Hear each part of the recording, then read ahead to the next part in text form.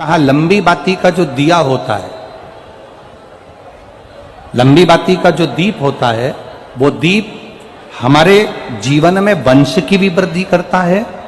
इसलिए हमारे यहाँ पितरों का दिया, देवी जी का दिया, नवरात्रे का दीप, ये सब लंबी बाती के लगते हैं। तो लंबी बाती का जो दीप होता है वो हमारे यहाँ वंश की भी वृद्धि करता है, लक्ष्मी की भी वृद्धि करता है, सुख समृद्धि। और अगर मान लो भूल से हमारा कहीं पैसा अटक गया और वो व्यापारी नहीं दे रहा, तो लंबी बाती का जो दिया होता है वो पैसा भी हमारा वापस लौटा कर लाता है। इसलिए लंबी बाती के दीप का स्मरण करें।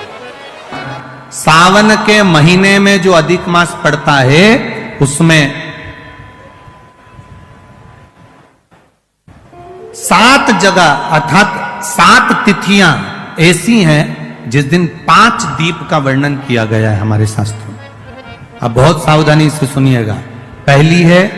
पंचमी तिथि। अधिक मास सावन का जब मेल हो, अधिक मास सावन के महीने में अगर पड़े और पंचमी तिथि आप अगर शुरू की, मतलब आज भी पंचमी है, मान लो आज की पंचमी अगर आप नहीं कर पाए तो अगली जो पंचमी आ जाए अधिक मास के महीने में आप वो भी कर सकते। पंचमी, अष्टमी, एकादशी, प्रदोष,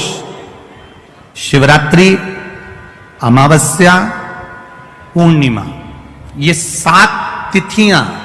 हमारे यहां सावन के अधिक मास का जो संजोग होता है, इसमें ये 7 तिथियां, फिर से बोलो, पंचमी, अष्टमी, एकादशी, प्रदोष, शिवरात्रि, अमावस्या, पूर्णिमा, ये वो तिथियां हैं 7 जिन तिथियों में अगर हम 5 दीप घृत के, घी के 5 दिए अगर अपने दरवाजे के बाहर केवल भगवान की भक्ति के लिए, शिव तत्व की प्राप्ति के लिए, वैसे तो दीप लगाना चाहिए, तुलसी के क्यारे के पास लगा दो, मंदिर में लगा दो, या शिवालय पर लगा दो, या देवालय पर लगा दो। और इस कीचड़ पानी में अगर कहीं ना जा पाओ, अगर पानी वानी बरस रहा है, जगह जगह बहुत पानी है, भले इधर क्षेत्र में इतना ना दिख रहा हो पर अन्य क्षेत्रों में बहुत पानी है, तो कोई ना जा पाए तो भगवान का स्मरण कर कर उन दीप को भगवान के सामने प्रज्वलित कर कर 5 दिए इन तिथियों में, पंचमी, अष्टमी, एकादशी, प्रदोष, शिवरात्रि, अमावस्या और पूर्णिमा, जो सावन के महीने में अधिक मास पड़ता है, उसमें ये 7 तिथियों पर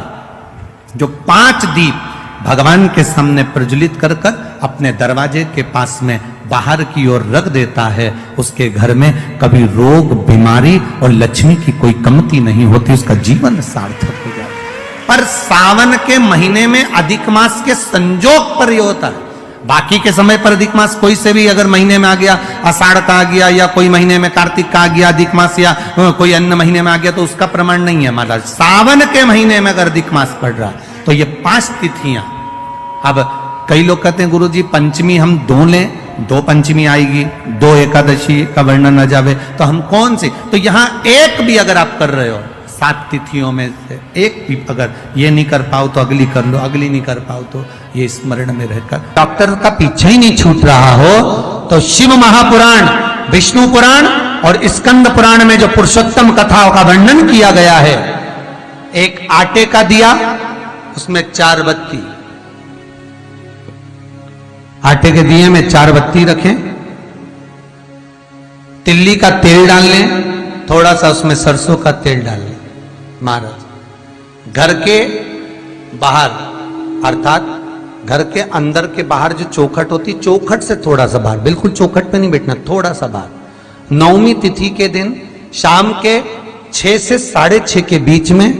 21 बार जो व्यक्ति बीमार रहता है उसके सिर से नीचे की ओर श्री नरसिंह भगवान का स्मरण कर कर, जिस अधिक मास में जिस तिथि को उतारा कर रहे हो उस तिथि का नाम लेकर, उस अश्विन अधिक मास का नाम लेकर, जो व्यक्ति का उतारा कर रहे हो उसका नाम और गोत्र लेकर 21 बार जो उतार कर उस दिए को घर के ही चौखट पर रख देता है, उस व्यक्ति की बीमारी छूट जाती है महाराज, वो रोगीला नहीं रहता, रोग से ग्रस्त नहीं रहता, दवाई गोली उसकी छूटती है। कभी ये डॉक्टर को दिखा लो, कभी वो डॉक्टर को दिखा लो, कभी यहां दिखाओ, कभी वहां दिखाओ, उससे छुटकारा मिलता।